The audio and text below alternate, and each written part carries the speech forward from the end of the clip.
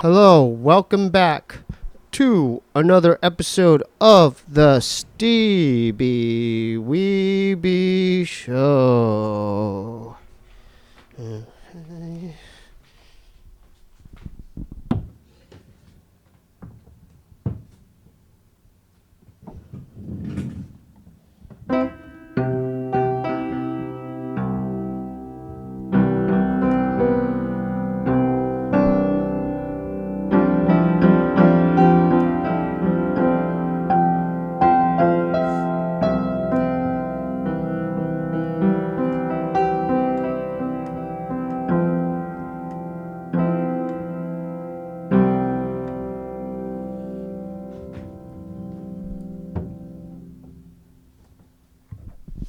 We have a very special guest tonight. Please welcome the drummer from the Dead Kennedys, the ex-drummer from the Red Hot Chili Peppers, actor, right? Am I missing? What's the other one? Author and writer, D.H. Peligro. All right. Yeah. Booyah chaka. I'm so happy you're here, man. Thanks for having me, man. You know what? This was You know, always. it's funny you were playing piano earlier because I just took some piano lessons because you know I got this acting class and I had to play Ray Charles, right, from the movie Ray, right? Yeah. So dude, you wouldn't believe the involvement. I went to the Braille Institute for a couple of days, hung out with a bunch of people there, blind people, heartbreaking. Because a lot of people there are recently blind. They've just lost their sight. So they are in this world of darkness where they don't kind of know what's going on. And you have to relearn things all over again, man. And it's so tripped out and heartbreaking. But you see the struggle for life continuing with these people, man. And it was just like mind-blowing and mind-opening and beautiful.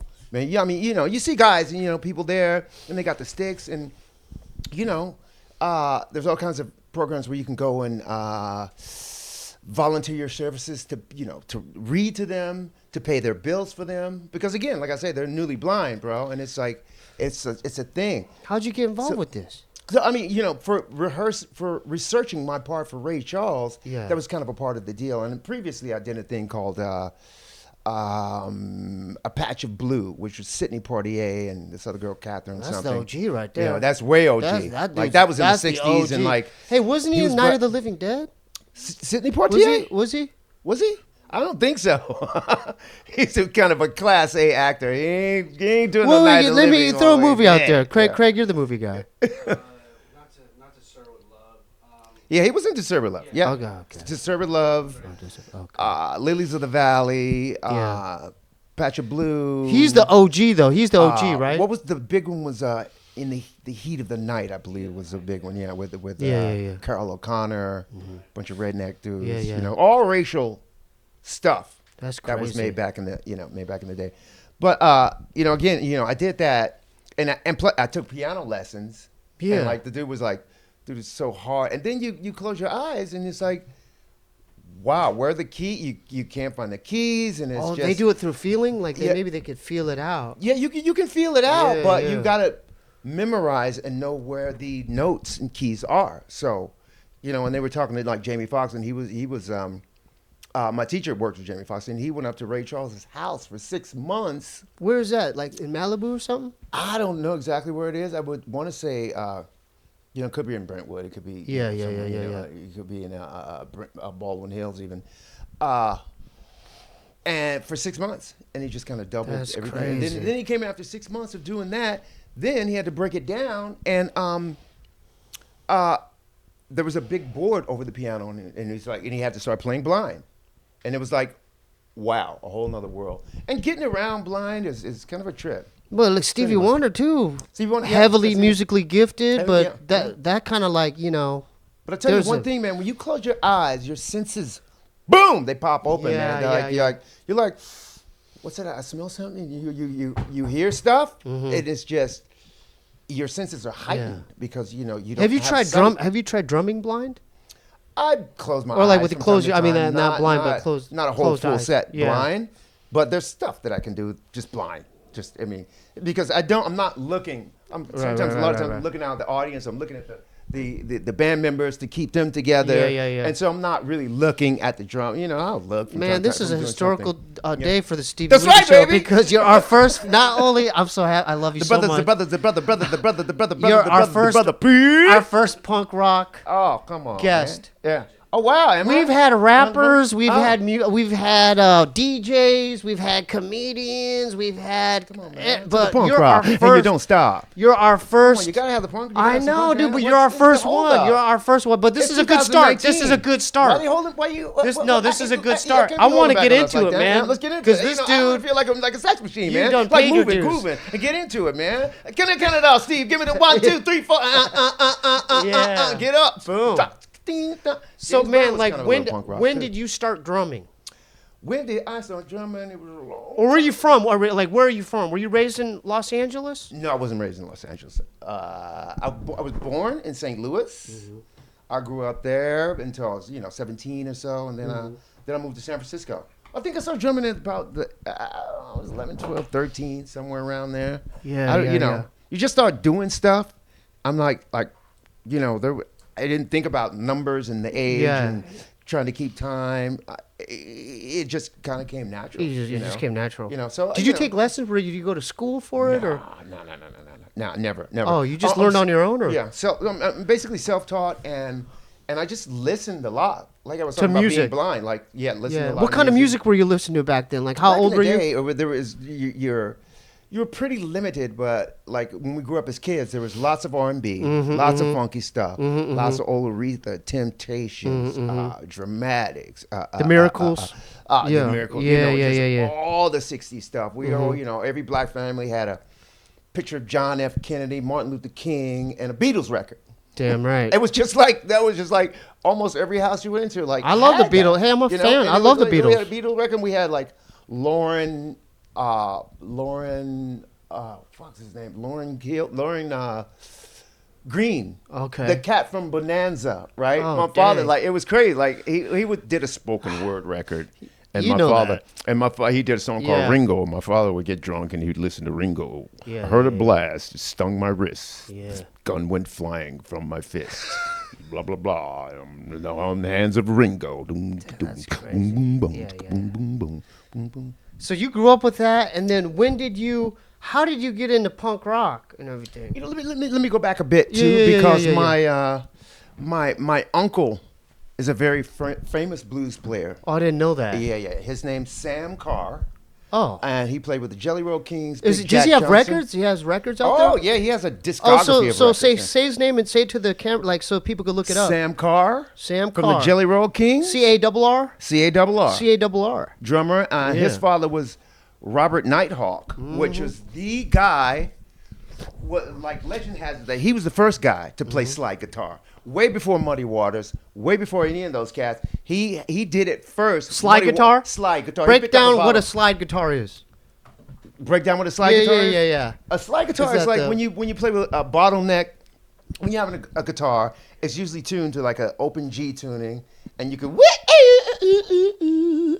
Rolling Stones use it all the time. They use that. dang. You take a they have proper slides nowadays, Yeah, and like I think it was it's a version of like the lap steel guitar, cool, man. where you play it flat like this, Yeah, like yeah, you yeah, got yeah. you got it, and you play it Go ahead, flat break like out- this, Mhm. and you play across like that, and the action is really high, so you pretty much slide up to the notes and back down. That's The steel crazy. guitar, a slide guitar was just the version like this, and it was tuned to open G.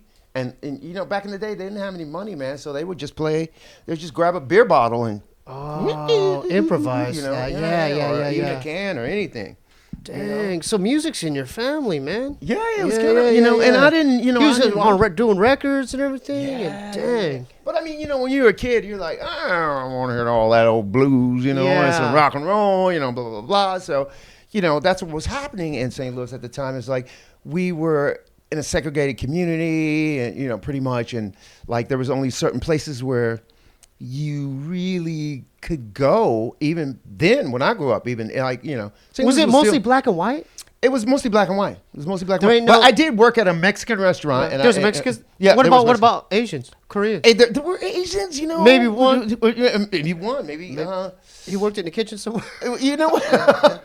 You know what we used to call him, which was really racist. Well, no, say it. Don't hold back. Don't hold back. No, Don't hold back. no. I'm the Chinaman. Where you go? We're like, we got to go to the Chinaman and get some food. Blah blah blah Oh, blah. that ain't that bad. I thought you were gonna say no, Ching. we weren't. No. I thought you were gonna say Ching Come or on, Chang or man. something. Oh, that's not bad. Yeah, no. Yeah. Oh, but man. I thought it was bad, man, because I wanted to really be a better person, because I saw so much struggle and so much bullshit from people, and them taking out their racial frustrations on other people. who Who's didn't they? Who's necessarily- they? Like black people and white people. And like black people sort of having reverse prejudice and just taking it out, hating all white people, just like everybody, right. which is, I can understand that too. I can understand. I really can understand it, but at the same time, it's like that. It's like, well, you have to give them context. People are people. Yeah. What year? What year are you talking? Like, give them some context. We're talking the '60s, early '60s. Oh, Like okay, this was so- like before. 62 before even Because some of the, these people watching this were born in 1995 or something, or the 2000 or something. Yeah. Because 2000. the people who listen and Andre watch the 2000. podcast are like millennials or even younger than millennials. I So feel that's really why bad I for you. said context. I feel really bad Yeah. for you if this is this is No, all y'all got but to no, listen to. you're going to educate them. It's You're going gonna to be all educate right. them. You're going to It's go- educate them. okay, hang in there. So It's gonna get better. 60s, we're still in Missouri. Yeah. Keep going. Yeah, I want to and, lead you up know- to the punk though too. As Yeah, well. and then and then it just kind of took on a life of its own. I my uncle was there. I didn't really adhere to blues because I'm a young kid. I'm really super energetic, which is why I kind of started playing drums too, because I had a lot of energy, and I just It's an outlet. It was an always outlet. play. Yeah, it was an outlet, man. There were just tons of bands and like people. That whole big thing about Queen now, and like we would sit there. Hey, I because- just saw Bohemian Rhapsody. You just saw dude. Bohemian Rhapsody? Yeah, it was all right. It was all right, It was right? okay. It was okay. Yeah. The actor who played Freddie, he did Mally, a good Mally Remick. He did a good job. He did a good job, man. Yeah. They could have got a But little bit more go back in-depth. to go back to Queen. Yeah, why? In what way? We used to sit there and dissect those records and just listen to because it was so rock, yet epic, yet almost vaudeville, somewhat vaudevillian, and it was like we knew it was something different. We knew it was like different, and we wanted different stuff. Like we listened to Queen. We listened. Dude, to I remember Yes. the first album that I remember even my mom getting me, Queen the Game. Oh, the Game. Oh man. Shoot, Do you remember that We had album? Sheer Heart Attack way back, with Okay, that all was the earlier okay. stuff. Yeah. the earlier stuff. But this was in the 80s because I'm a little younger. You're But young. this was in the 80s. Yeah. Oh. Shut up, y'all know. Yeah, from the 80s. I don't know. Yeah. So that was like their fifth album or something. No, correct me. man. They're probably like their 12th album. Oh, there's their 12th album? I don't Oh, know. damn. All right, I'm way out of They got a yeah. bunch of stuff. Okay, I'm sorry. I don't know what the number is, but just we'll edit that out, Craig. Right? We can edit. We'll edit that out. I'm sorry, man. I should have said Queen the Game. no. But keep going. Keep going. It might be. But You might was be that right. a good album? You might be right. Was that a good album? The Game, what am I thinking? It was all right. They, by then Bohemian Rhapsody had already happened. Okay. And like, I wasn't that big of a fan of the stuff after that. Yeah. Because they experimented. They let Freddie Mercury just go. He was, like I say, he was doing like these.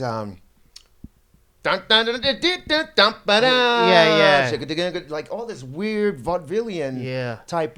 He was a performer though. Yeah. Oh yeah. Oh, He was a great performer. And, Great.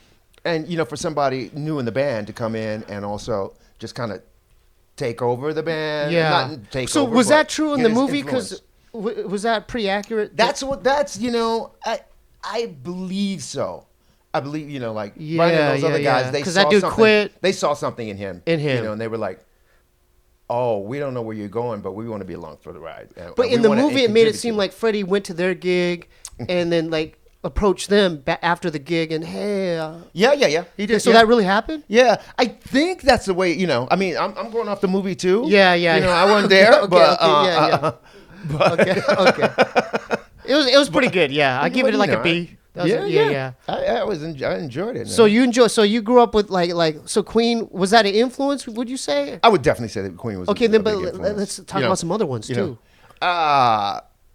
King Crimson. You would listen to fusion stuff. My brother turned me on to Frank Zappa when I was young. Believe He it or was not, highly experimental too. That Oh, dude, right? dude, I mean, wasn't he he- doing off the wall crap he was, stuff? yeah, he had all this He had some jazz weird fusion psychedelic stuff, And huh? the thing about him is like Frank Zappa, which I appreciated about a frontman, like Yeah, he yeah. would get in there and do his thing and be himself. Like he was quirky. He wasn't trying to sing like anybody else. No. But he could play a guitar just up and down and arrange stuff. But he and played was other surrendered. instruments as well, Yeah, right? yeah. But he, Yeah, yeah. But he also had these great musicians that could just conquer anything. And, Yeah, yeah. And they just fit the mold of what he wanted, and he was ever changing. He was really weird, wasn't he? He was weird, He- but I he was. In a good way, but in a Yeah. good way. Yeah, but there were bands like that who Yeah, were yeah, yeah, weird. yeah, There yeah. were like the Good Rats and Captain Beefheart and his Magic Band, which was another band Yeah. that's kind of a Frank Zappa-esque band. How would you that's categorize weirder. that music? How do you categorize That would almost Captain Beefheart is almost like a punk rock thing, but it's I don't know. I would almost say that it's more like This is like disease music history, music. this guy. And Keep disease going. music. Yeah. But yeah, man. Him, Frank Zappa, and there were some guitar players around, so they would like really be into Thin Lizzy, and I'd listen because we'd do things as a group, as a band, as a group, and we just like hang out and party down and like listen to UFO and Thin Lizzy and Deep Purple, lots and lots of Deep Purple. God, I remember when the first time I heard Made in Japan, I think I wore the grooves off that record. Yeah. What 'Cause it year was just this? Were you in the 70s? that was maybe 70. Okay, we're in, 71 71. or something. Yeah. Yeah. I mean that. Me and Craig weren't even born yet. You wasn't even the thought. We were born a few years later. Yeah. But keep going, man. But Like, yeah, so man, these yeah. are all 60s bands to the early 70s? Yeah. These are more 70s bands. Yeah. Because yeah. this like the 60s were, I did really listen to a lot of like I mean, I was a kid, but it was all R&B and Name some other R&B stuff. band. Yeah, name some Yeah. R&B groups you're listening No, to. like I said, like Temptations. Oh, Temptation. Yeah. um, So that was the OG R&B stuff. Yeah. Because R&B later became like what's that? New Edition and yeah. Troop and Mint Condition. Yeah. So that was like before even that. Yeah. Way before that. I mean, Aretha Franklin, like So Queen of that's Soul, R&B. that was like the real. She was like the Okay, real R&B. that's the real Like R&B. even James Brown would get thrown in that category too. R&B. Yeah, R&B. Yeah, some of his stuff. Yeah, earlier on. Yeah, it's love, yeah. It was just like rhythm and blues. Yeah, rhythm blues. Yeah, Yeah. Yeah, man. So let's get to when did you come across punk, or like was it even like Well, after Poppin'. after the tumultuous 70s. Yeah. I'm a kid. I just graduated high school. I was doing nothing, and a friend of mine called me from San Francisco and said, "Hey, man, there's kind of a scene out here, bro. You should come check it out." I was like, "What?" And I jumped on the Greyhound bus and went to San Francisco and left a note on the fridge for my mom. That's how Love, mom. See you That's later. like a movie, And man. no, it is a movie. You better believe I'm gonna write it too. So you just And I had like a lunch bag with like a paper bag with I think a sandwich and an orange, and I'm like, I was just What a about- blissful kid. What about Oh, I had $8. how the I had hell? $8. You had $8 I had for your it- name. No, I borrowed $30 or something, 30 or up around $30 or $40 to pay for the Greyhound bus, but I couldn't pay for my luggage. So I had to talk the guy into let me in. And How old were you, man? Yeah. 17. 17 years 17. old. And I'm like, I gotta go, baby. You really have my attention. Keep going on this So- this story. So yeah, man. Yeah. I starved for. I was like, wow, I'm hungry. Yeah. And the bologna sandwich was long gone, which I don't eat bologna today. I let your kids know I'm a vegan. Vegans rule. You got to get your vegan on. Okay. Organic vegan on. I'm talking to you. Yeah, I like what you're doing. away from the You're the burger. first person that ever. Get away from the burger. Step away from the acknowledge meat. the mic like that. Get off the meat. Get off the fish. Yeah. Get onto the plant-based stuff, Okay. man. It's 2019. What the problem is? Okay. All right, So Craig, yeah, you we hear that? No more. So pizza. yeah. And man, I saw it for a couple of days, a bunch of 4 or 5 days, and wound up in San Francisco. And like, St. Louis was really cold, really freezing cold, and like, getting to San Francisco, it felt warm. You know what I mean? Yeah, it's yeah, a cooler yeah. climate than us in here in Los Angeles. Yeah, California. yeah, but it's a cooler it was climate. warm, but it was like, wow, man. And just the architecture. I just never seen anything like it. And like people were just so open and so much more friendly and just like, hi, like, you know that. Are we in 70? Like we're in 1970. We are in 79. We're in 79 now. 79 now. Okay, Yeah, okay. We're just moving along because, you know. Yeah. You know, the film's probably going to come out and then you'll know everything. No, this is You're good just that gonna you're get saying it little now, blurbs though. I'll get them excited. Gonna need a lot of money to make. Where were you this thing staying so. though? Where were you staying? Like in the Tenderloin? Like where? Right then, I get to San Francisco.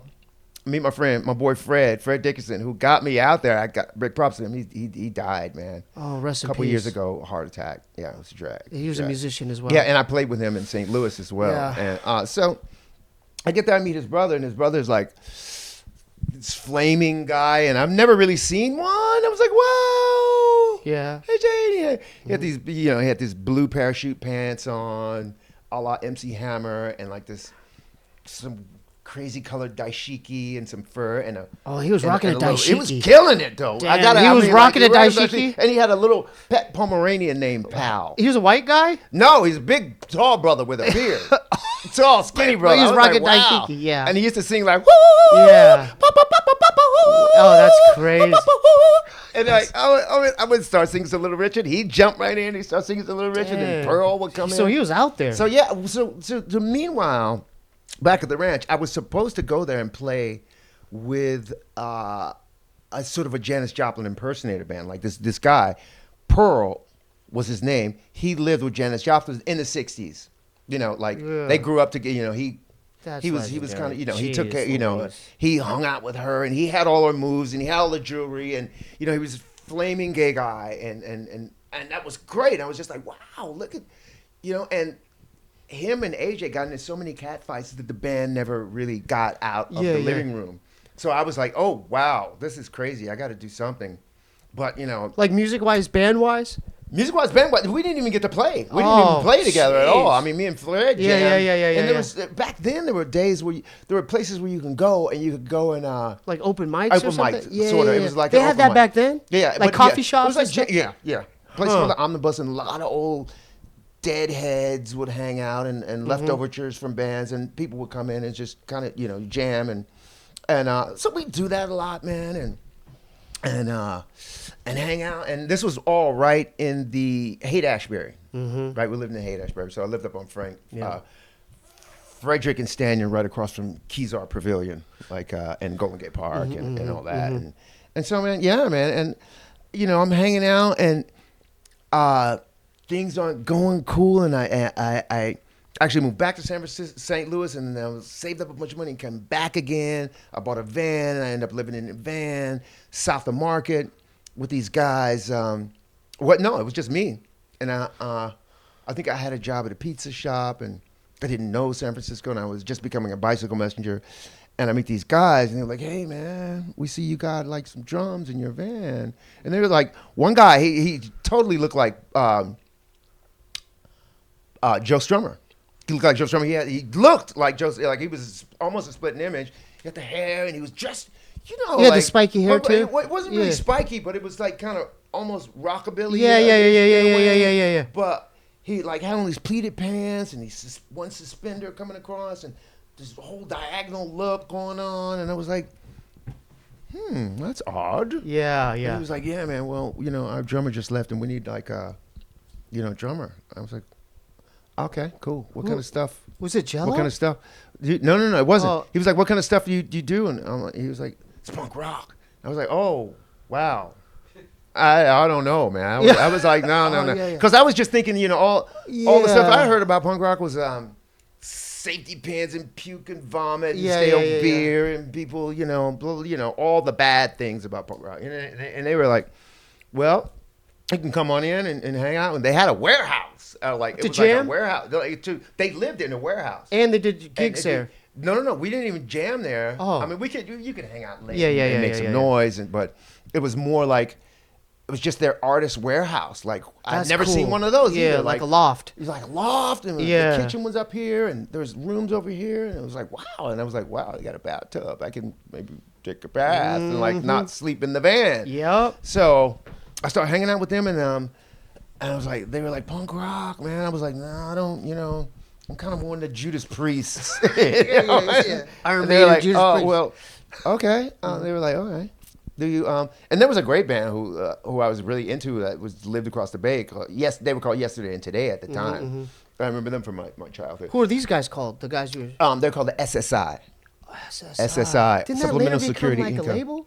No, that was SST. SST. Okay, was the label. sorry. Now, I started jamming. They took me in and they started kind of schooling me, and they were like, "Do you like the Ramones?" I was like, "No." "Do you like television?" "No." "Do you like Iggy Pop?" And I heard Iggy Pop, and I was kind of like, I was just like, "No, I don't know." And they were like, "You like Sex Pistols?" I was like, "No." Yeah. They're like, "Well, have you heard the Ramones? Have you heard Sex?" I was like, "No." They're like, So "All right, you weren't sit even down." into it. No, Oh. and they just started playing music, and I was like, I love this. I love it. I was just like, you felt wow. Yeah, and I was in, and then we What'd started. you why did you think you gravitated? Is it the energy? The energy, the sound, and it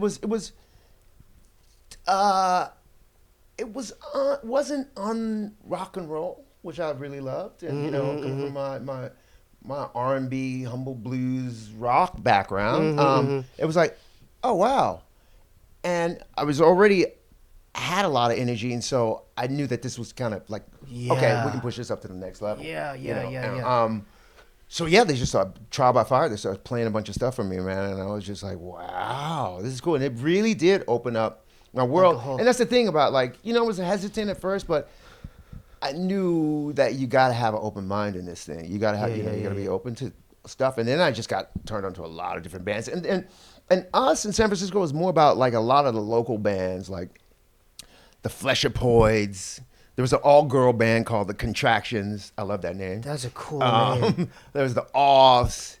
I was in another band called Speed Boys and Slug Lords and Sound like motorcycle gangs. basically we had a patch for a top and bottom rocker on the for that Like the jackets Warriors jackets that said Road Morons. It said Road Morons because we were really into Road Warrior. The movie that just came out, and right there, Mad Max, baby. Yeah. Oh, Yeah. that's the jam. Yeah, That's the new one, but not the old school one. So you guys had uniforms? No, we were just dicking around. Yeah, because we were artists, man. We just make stuff. Make stuff. No, were you recording on 4-tracks or like reel to reels?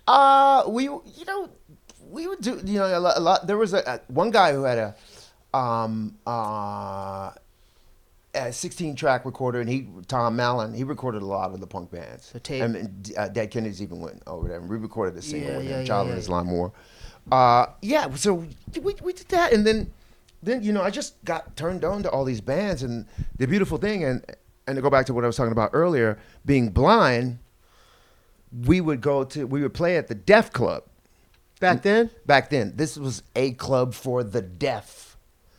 Deaf people can hang out, and they do tons of sign language, and they hang out. And there weren't that many places to play for punk rock bands. There was the Mabuhay Gardens, Deaf Club.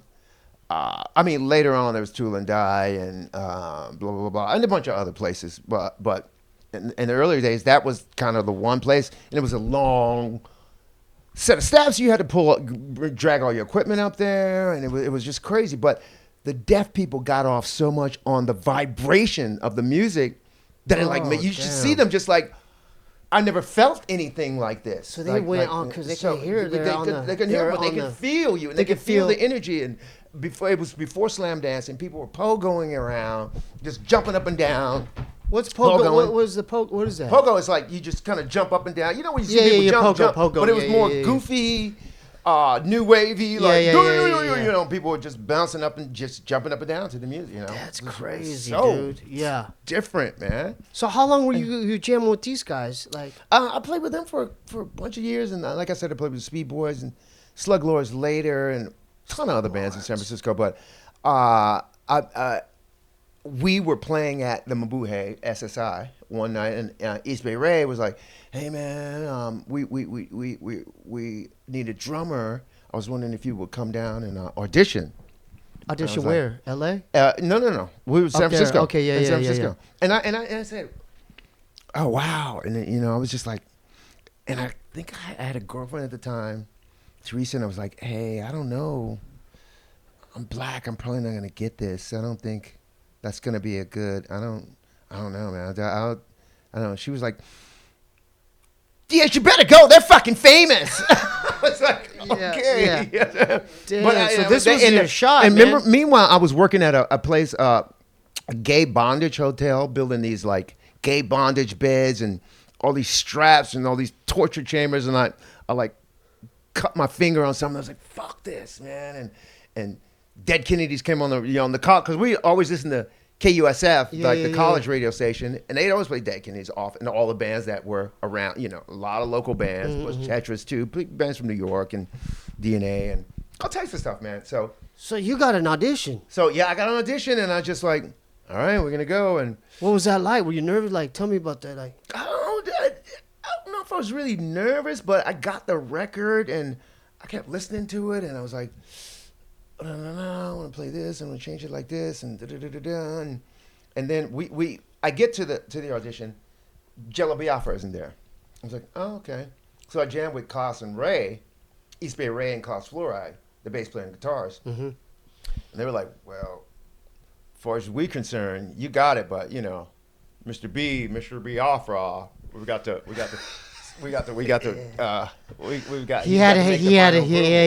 And he was like, where was he? Why wasn't he there? I don't know. Okay, but keep going. So the next audition, I came down. He was there, and we played the song "Insight," and they had just had all the other drummers come and play, and they were like, we play "Insight," and I just killed it, murdered it.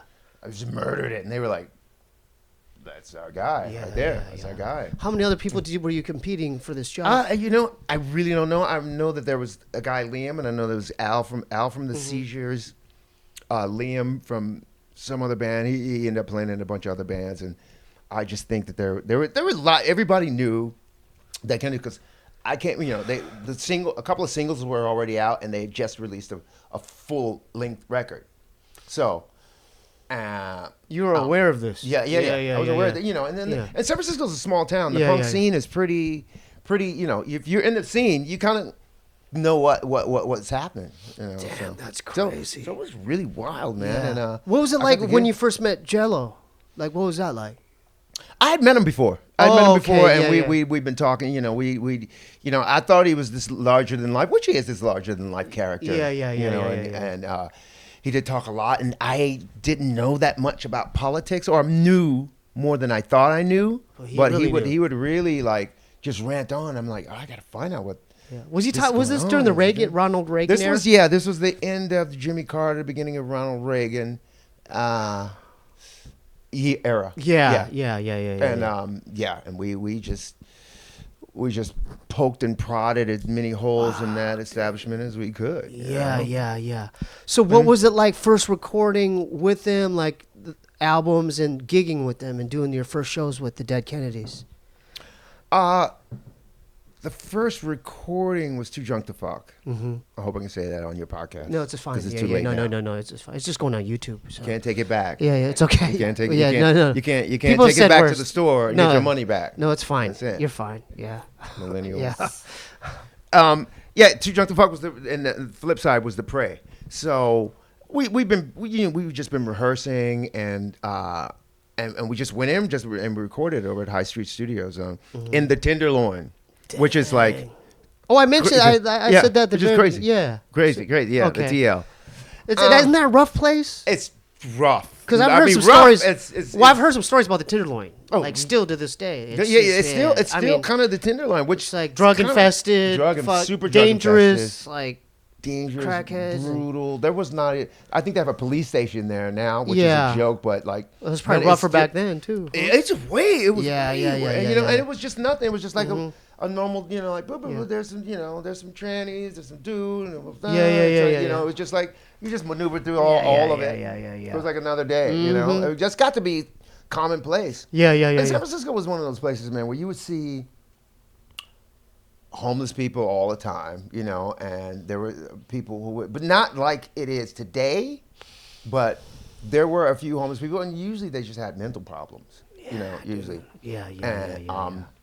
But It's crazy. It's a lot worse than it was today. Yeah. Or No, than we're it like is like today. we're like drugs and alcohol involved like back then because I know like we're both sober now, but like back then there was that like Oh yeah. like yeah. even the other Yeah. bandmates were but you know, yeah, and also, you know, like we were, you know, that was kind of the thing. We weren't really into drugs even, but you know, we do drugs every You now guys and drink then. a And couple- I you had drink my own beers private and life, stuff, and you know, right? I would definitely drink. Yeah. I definitely drink, and I definitely did some, you know, coke and smoke weed and do whatever I wanted to do, like aside from the band. But you know, there was a certain responsibility that we had, and you know that we all had that we had to take care of. It's like, you know, hey man, this is serious. making these record because you know, I mean, we never thought anything was going to be legendary or whatever, but we wanted to do the best we can, whether you call it punk rock or not. You know. Yeah. we wanted to make the When best did you recording. start realizing like getting traction and like, you like traveling the world and doing tours and Well, that all came out right after we did the first gig. Where was I that? remember it was in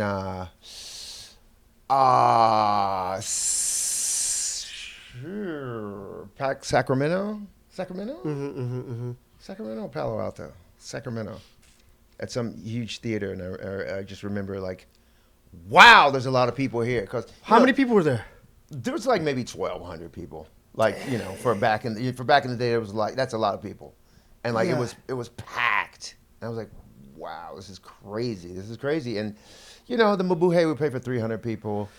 That, you know, that was just a little bit out of town, but you know, DKs were that kind of band that drew that many people back in the, you know, and tickets were cheap and wages were cheap, and you know, but people showed up because it was something new. It was new. Yeah. On new music, man, a new force to be reckoned with, and like. But it wasn't played on like certain like commercially, right? Like it wasn't on Not at MTV or all. nothing. We were Because not on MTV was MTV. popping.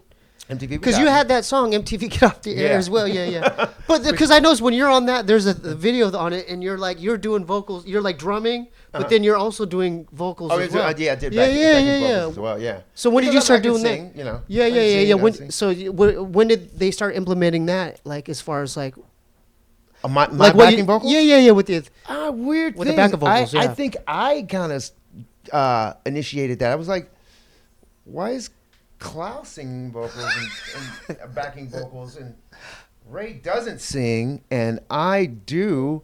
I just kind of grabbed the mic and like, oh, let me sing on blah, blah, blah, blah. Yeah, Oh, yeah. Oh, I know how this, I can do that part. It added And I to just, it, dude. yeah. It added You know, it. it Yeah, really, it really added and to still, it. Still today. Yeah, it just yeah. adds to the overall sound. You know, when everybody's singing in a band, it does. Yeah. It just kind of uplifts the thing. So what are some standout like moments like with the DKs like as far as like shows or touring or like certain albums that you guys recorded? Like what stands out to you?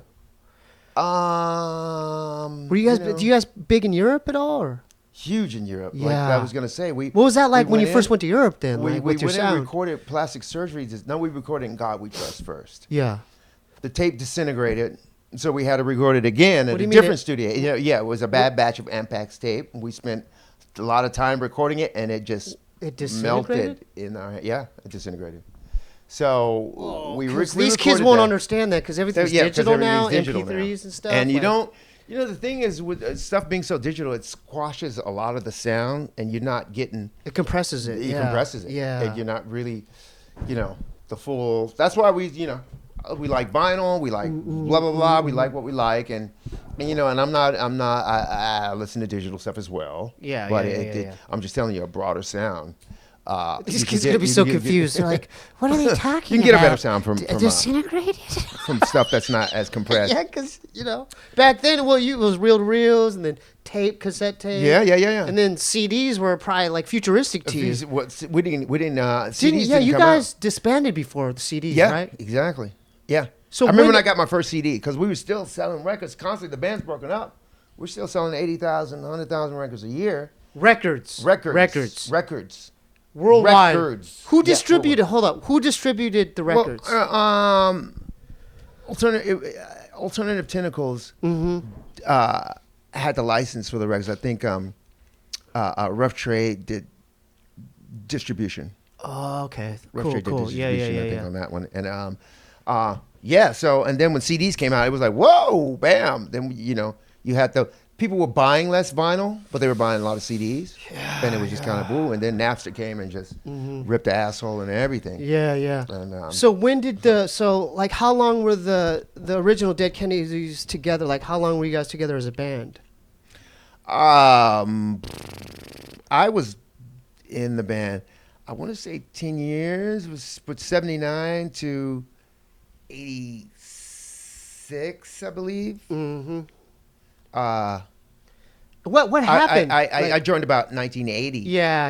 80, late 80, like 81 or so. You know, and it just Yeah. you know, and I was in the band, you know, Yeah. until Did something happen with Jello? Like what happened? Was he tripping out on something? Ah, man, there was Like licensing or something like that? Like with the music, like commercials? That's what I heard. I did some- you know, I don't buy any of that. Like we No, but that's what's like the people online. what people online yeah, are yeah. saying, So and it wasn't it's over not- like a Levi's commercial using No, a Dead it Kennedy wasn't. song on a It Levi's wasn't. commercial. It wasn't anything like So that. he was just being weird about like. It was, you know, there was some disagreements in the band and some in-band fighting, and I'm like, I got my own stuff to deal with, you know. I wasn't like in the middle of it. Like so many people are into the drama. I'm like, you can miss me with all that, you know. And I think it was something between the guitar player and Jello, you know. Oh, right. And it could still well be, but you know. They haven't even. No, we try to get him. And Yeah. Is he still around, by the way? He's still around, yeah. Jello Biafra's still around. Does he live? Where does he live? Around? Incidentally, we're still touring, by the way. You are. Yeah, we're still touring. Oh, But as anyway, the Dead Kennedys. As Dead Kennedys. Yeah. We have a different singer. We've had. Oh, a few okay, singers, yeah. We're still yeah. touring. We're Okay. going to Mexico City, May 3rd. Yeah. Start doing that now. Yeah. So May 3rd. May 3rd, Domination. Oh, well, I think it's actually on the 4th or 5th. But Domination Festival in Mexico City with like Kiss, Alice Cooper, Lamb of God, and a holocaust of other bands. It's like a 3-day festival. Craziness. I'm so then happy after that, for we you, come man. back. That's Then we great. go to South America and do You go to South America? Brazil, Argentina, Paraguay, Peru, I think Bolivia, Colombia, and somewhere else.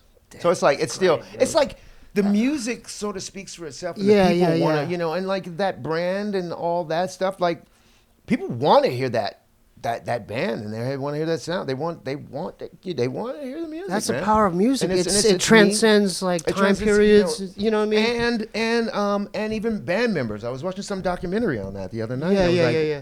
Wow, there's a lot of truth to some of that stuff that they're saying. Didn't Journey what was the group? Was it Journey? It was Journey. We got the guy up. The Philippines. The Filipino. The Filipino dude, killing it, dude. That Killing Filipino it. dude, That he's little a dude, yeah. performer, dude. Yeah, he's and probably he's a my singer. size. What are you laughing at, Greg? And he's a singer. You don't think Filipino dudes could do it? No.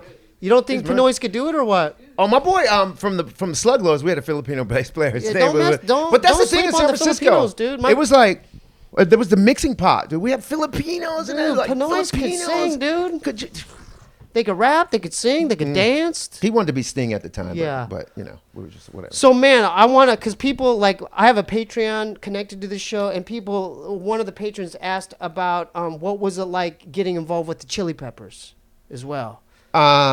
This is going good, by the way. I love it. You don't have to do much work. I love it. Yeah, I'm just chilling. I'm chilling. I love. That's why I love you, dude. Get out of here. I love what you're doing. I love what you're doing. Yeah, I'll I see love you what in you're a doing. bit. You know, with Chili Peppers was being in Dead Kennedys, being Flea and Anthony and shit Hillel and even Cliff, man. We were just like friends when they come into town. They'd stay at my place. We'd hang out. We'd party. And we were just friends, and you know, and after the band broke up, they came back in town again, and Flea was like, "Dude, you should move to L.A." I was like, "What?" Wait, Flea told you that? Yeah, I was like, "For what, man? I don't sold out rock stars writing their songs by the pool." I was super, almost jaded and judgmental, and I knew that was a dangerous place to be. And I was like, "Oh wow." He's like, "There's a lot of work down there," and I was like, "Okay, whatever." Then, you know, then one day it was just like really cold in San Francisco, like it always is. And my boy Mark, who was one of my roommate, he was like, "Dude, we should move down there, man. We should move down to where the beach, man." So, you know, we packed up. He had a school bus. He was living in a school bus. You guys drove We had down in a school motorcycles, bus? School bus, towing my Carmen Ghia. I had an old beat up 58 Carmen Ghia. Towing that down. You just I was drove driving a down. van too, and it was like a caravan. Woo woo. Yeah. We stopped at Big Sur, smoked some crack, and then then I tried to fuck with these big, those big sea elephant walruses. Yeah. Them big, huge. I'm like, oh, they're just like fucking little docile creatures. But I went to go fuck with one, and he was, oh my god, oh my, yeah. I was like, oh shit, they're when you're crack and shit, it's like, oh shit, this thing gonna eat me, man.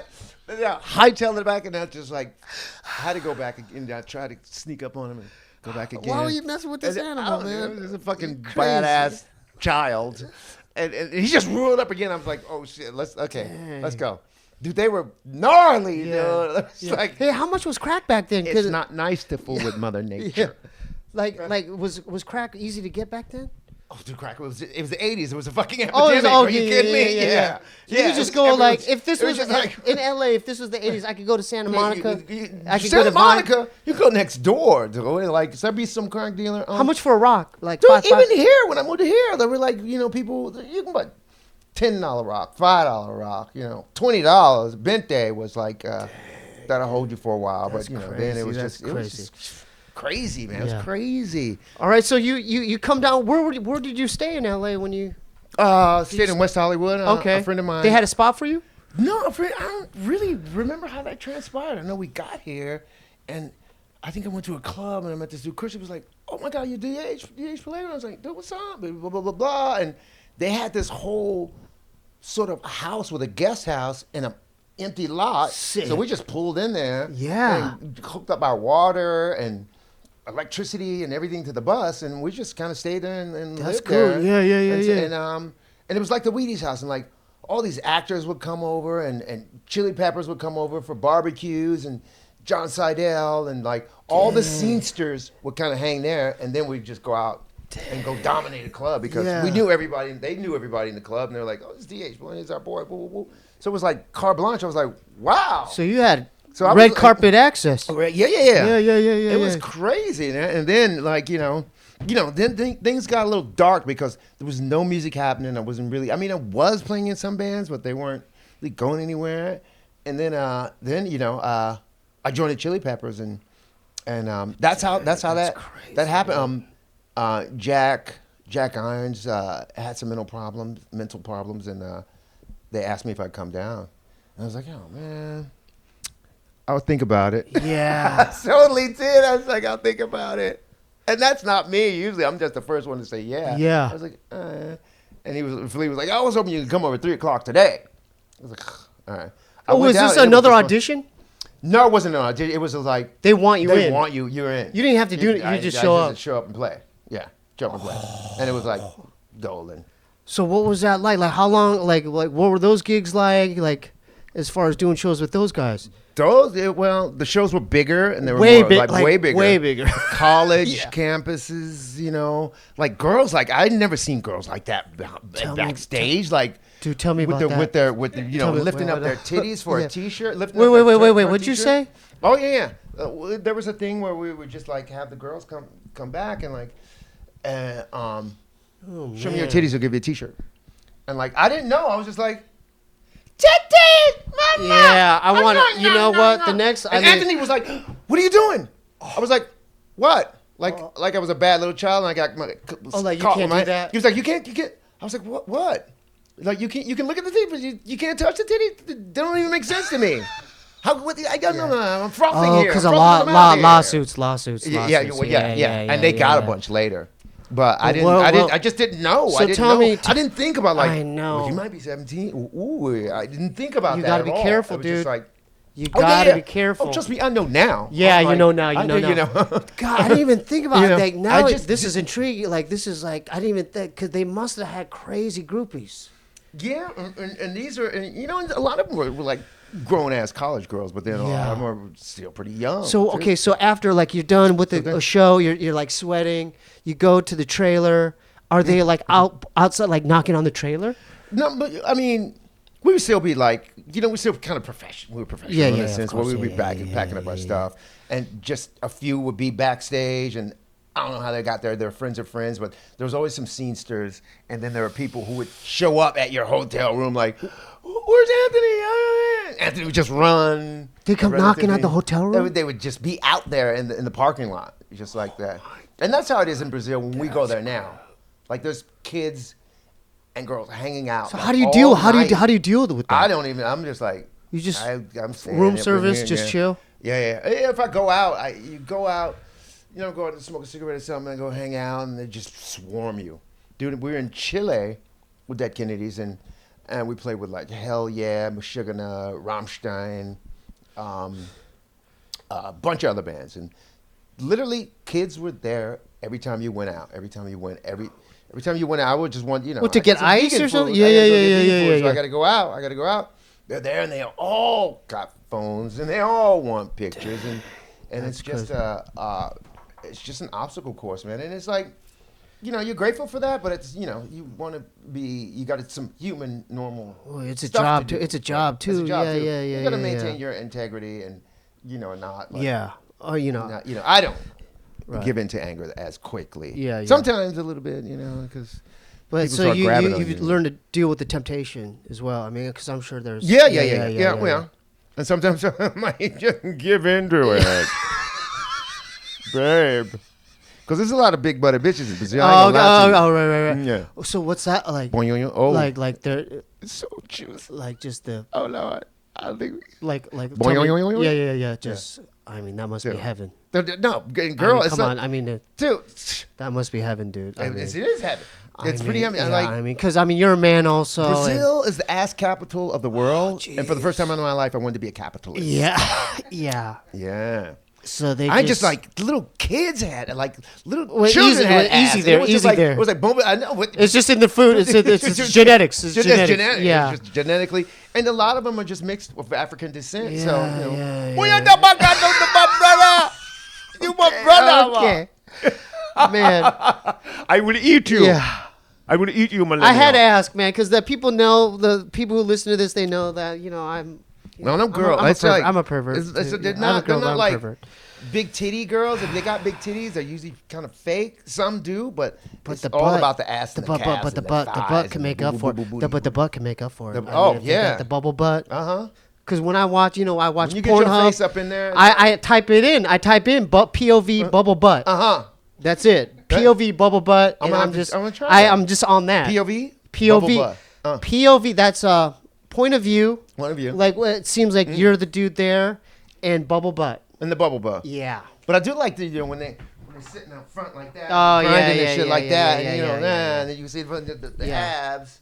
Because I work out every day, so I dig hard body. Hey, you're a man, and we're all men here, and we watch some things. We still have So let's. You know what? I didn't even know this, but let's talk about the vegan. Like, when did you become I'm open to it. Let's talk about the vegan. Like, when were you ate meat previously, right? Probably, yeah. When I was 17, and when I came to San Francisco, yeah, dude. All that changed. Like I would work for these hippies. They had a health food store, and they had a bunch of houses. So we worked for them painting houses and doing all kinds of. Painting houses, and they let us live in their house. And there was another thing too in San Francisco. We were living in like this mansion, and I mean it was a bit dilapidated and beat up and freezing cold, but it was like a mansion, dude, like for free. That's crazy. For free. Yeah. They owned it, and they would like just give you weed, and you can stay here, and you want some food, and go from the health food store. We got coffee, blah blah blah blah blah. But meanwhile, these guys we knew, they had been they had sold a bunch of weed, and the FBI. We didn't know the FBI was after them. Wait, the FBI? FBI was after them. For what? We're selling weed. For weed? For weed. Way back. This was way back in the day. I was like they were selling. Because a lot of the listeners and viewers won't understand that at all. Because the dispensaries are around nowadays. This was before it was legalized. Right. So the FBI, they were tripping on weed back then. Yeah. They were tripping on it. Okay. But keep going with the diet. And so I meet this guy, and the dude's like, hey, man. Why are you eating a burger? Like I had some McDonald's burger or something. I was like, I don't really know. It's because of what I've been taught, like bread and meat and potatoes. And that's how our family, Yeah. the old slave traders taught my mom and them to eat. Yeah, shit yeah, like yeah, that. yeah. And he was like, bro, there's a better way. Meat is murder. Like, let me show you this. And he took me in this health store and started showing me all this stuff that was super alien to me. Like, what was he showing you? Like spirulina and tofu. I'd never even heard of tofu. Wheatgrass, wheat germ, just all the earlier stages of like superfoods. Dang. Yeah. And like how you get your protein from this and blah, blah, blah, blah, blah, and beans and rice, make a perfect amino acid, and like, Yeah. And I would just live there, and there was another guy, Monty, Asian guy, long, like, he was like the classic Chinese. Fu Manchu? The Fu Manchu, yeah. But he was gay, but it was like he was so sweet, and he just seemed to flow through the thing. And then one day he asked me to take care of his plants because he had to go out of town, and I think I killed once. I didn't mean. I swear to God, Monty, if you're out there, I'm sorry, man. That's all right. So Monty, please forgive DH for killing your plant. Overslept. He'll forgive you, dude. But no, yeah, man, it was, and they just turned me on to like being a vegetarian, and that's where it started. So And what are the from- major differences between being a vegan and a vegetarian? Oh, the animal products, because if you're a vegetarian, you can still eat cheese, butter, Yeah.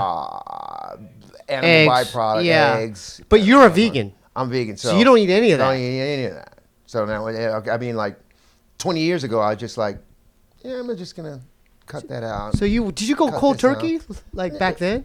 You Yeah, just because said- I was just like, I don't think I need this. I don't know. And I Yeah, didn't yeah. know there was a thing called vegan. This is before there was a term. I didn't know it was called that, And I mean, the closest thing I could think of was maybe microbiotic. And I think even microbiotic people eat fish, but I was not eating fish, I just like started cutting it out. And voila. And I was you're a vegan, healthier man. than ever. Like, Thank yeah. you. Thank So you. give some of the viewers and listeners like what are some recommendations if they decide to do something like that? Like what's a good starting point? A good starting point, man, is to like have a place where you can create your own meals and like you start with like the beans and rice. I like salads and greens and I get a lot of energy and a lot of nutrients from salads and greens and Spinach, so man. I would always Yeah. like make everything on a bed of lettuce, and make my own dressing, which You make your own? make my own dressing, which consists of little tahini, a little olive oil, garlic, Yep. some maybe a little maple syrup, put some walnuts in it, and squeeze lemon and a little apple cider vinegar, and there's something else. That's cool, man. But yeah. Yeah. And So, I just started, clearing all that stuff, and I would just start cooking my own meals, What about how do you get your protein? Oh, you get The tofu and tofu, peanuts, beans, and nuts? I like tempeh. Yeah. What's definitely. tempeh? What is that? Tempeh is a derivative of tofu. I think it's more of you get more of the bean, like an edamame bean. Yeah, Like, yeah. It's it is soybeans, but you can see the little bean the little beans in it. Yeah. And I think you can absorb the protein. When's the last time you ate meat officially? I don't know. Has it been like 20 years? It's been a lot longer than that. It's like I don't know. It's been like 30, 40 years. Oh my 30, God, 40, that's something like crazy. that. Something like that. Are there restaurants where they like cater to this type of thing, like where like vegan restaurants? Yeah, like vegan restaurants. Oh around yeah, here? yeah. And that's a great thing too. Like recently, a lot of them sprouted up, and you think that's great here, but I travel and tour a lot. So Then how do you find? I got a vegan app now where I can, there's an app. What's it called? The Happy Cow. I think it's called the Happy Cow dang. app. And you can, wherever you're at, like boom, boom, boom. I want vegan food. It tells you where it is, where you can go, and if they have vegan options or vegetarian options, blah, blah, blah. Whether you're in Chile, whether you're in Spain, whether you're in Indonesia. Yeah. Which- Dude, man, you're doing good, man. Yeah, that's you have a crazy, good diet. And let's talk about, We got about 5-ish. Yeah. 5 minutes? Yeah. Okay, cool. So this is the time where Man, I want you to plug. You're on Instagram? Yep. Or let's tell the viewer, like, how do they find your Instagram? DH Peligro on Instagram. DH Peligro on Instagram. DH Peligro on Facebook. Spell it out. DH DH space PE no spaces. Oh, yeah, DH. On Instagram it's just DHPELIGRO. Bam, Instagram. Okay. Facebook DHPELIGRO. Twitter, it's like DH and there's some X's and a big O and then there's Peligro. Yeah. I don't know how it looks like a porno thing, but it's you look at there, you'll see my beautiful face and just what about join me? What? How on this could they? journey. How could they find your shows and your future tours? For what, Dead Kennedys? Yeah, or for whatever gig you got going. Deadkennedys.com has it's Dead Kennedys website. You can find like the shows and the tours and get merchandise and find out what's happening. Instagram, you can just link up with me, and if you got big booty, I like that.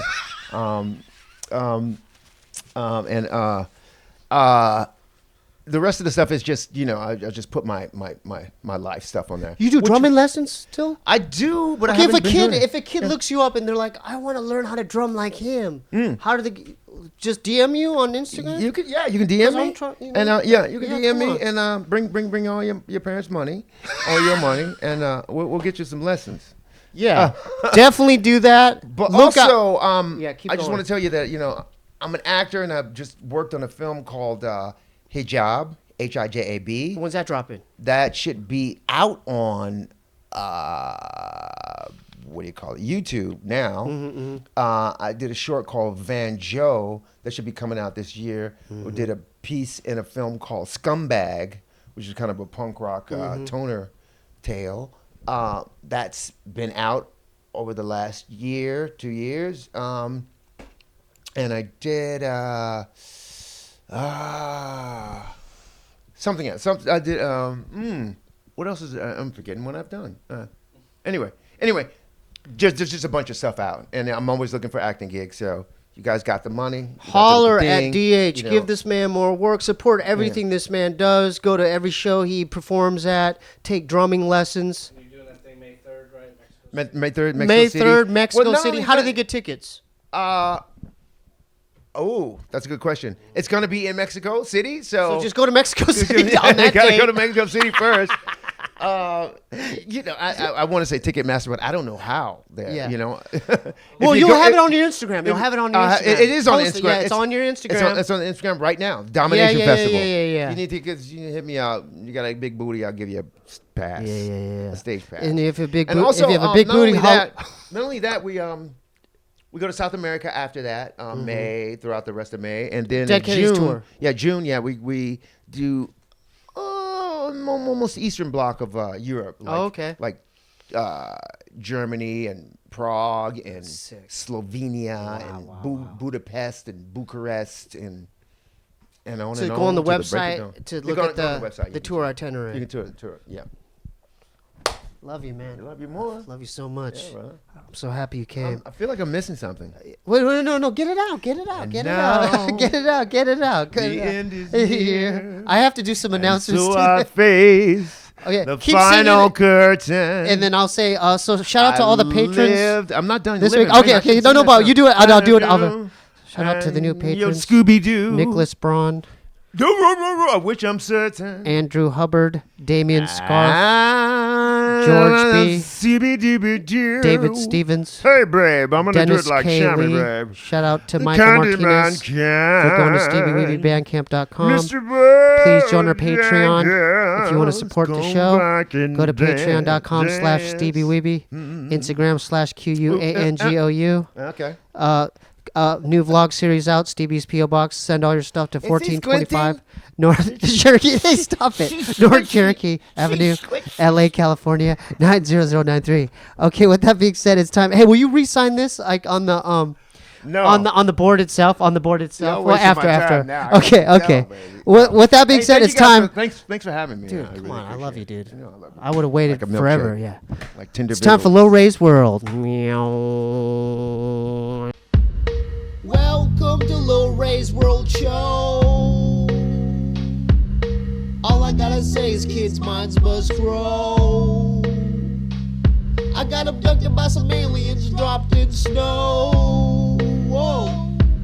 Stuck into a world I do not know. So join me in adventures now.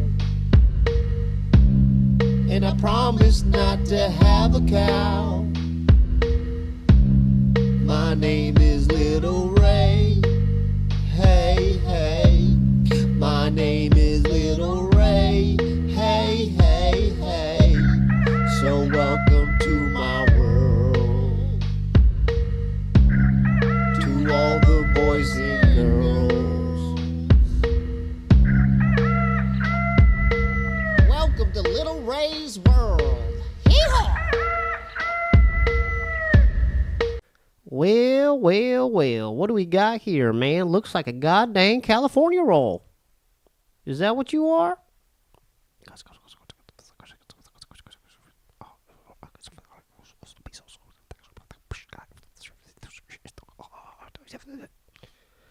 So what you just told me, man, is you used to be a server at a sushi bar, and you went into the kitchen and you slipped on some miso soup, fell and cracked your head open and died. Is that correct?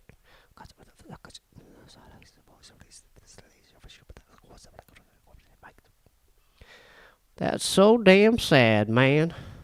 Listen, I never liked me some raw fish, but sometimes my wife and I would get some goddamn California rolls at the local spot where I used to live in Bryan, Texas. I won't eat you even though I'm hungry, but me and Beep wrote a song about you, man, and it goes like this, man. This one's about Joel the California Roll, kids. Listen up. Joel the California Roll, you added to my toll of things I wanna eat, but I have to let it go. A savage in the cold, just like my cold the troll. Hey, I'm no Billy Joel, don't know where I should go. This planet tends to glow. I'm sad, and do I owe my livelihood to them? Do I have to sell my soul? What happened to you, Joel? Worked at a sushi bar, slipped on some miso soup, glided in your working boots. Your day was just a loop. Man, I think I gotta poop. Another naked clown forced to do the hula hoop. Your head had hit the ground, splat. All they said was oops. You're a California roll, now without a clear pursuit. This world has got no loop. Man, you better find your stoop. Relax like you were Snoop Dogg. Time to straight regroup, cause karma's what you owe. It's time for us to go. See you later, sayonara, peace to Joe the Roll. The California Roll, the California Roll, the California Roll, Joe the California Roll.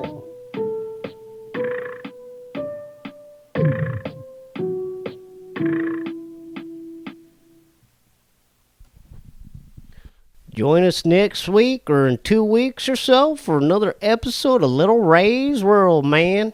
Make sure you go to Steebee Weebee Bandcamp.com and get some of that cool music. Let's get her done.